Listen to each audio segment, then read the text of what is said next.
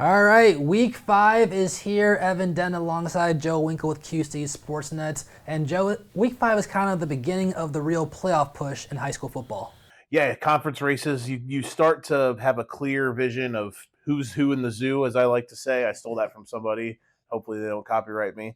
But you find out who's who on who's going to, the contenders versus the pretenders, right? Week 4 sometimes can be a little bit of a separation. The conference race is heating up. You get teams who are maybe in a 1-2 or 1-3 spot that are like, okay, maybe this part of our schedule can heat up to get us into the playoffs. 2-2 teams that are like, all right, we're only a couple wins away. And then obviously those 3-1, 4-0 teams really thinking like, let's go win a conference championship. So this is this is where those types of teams separate themselves in this middle third of the season. And at the top of the Western Big Six, we have two undefeated teams in conference play, of course, Moline and Quincy. This game is out in Quincy. What does Moline need to do to finally get over that Quincy hurdle?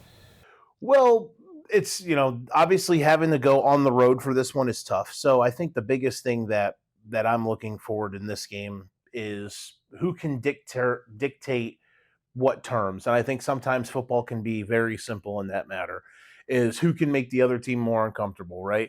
Quincy's got size up front on both sides. They're very fast in their front seven. They got a linebacker who is going to go play FCS ball. He's really, really good. They got an offensive and defensive lineman who can, or a lineman who I believe goes both ways. I know he definitely plays offense. He was all conference last year. He's a high level player.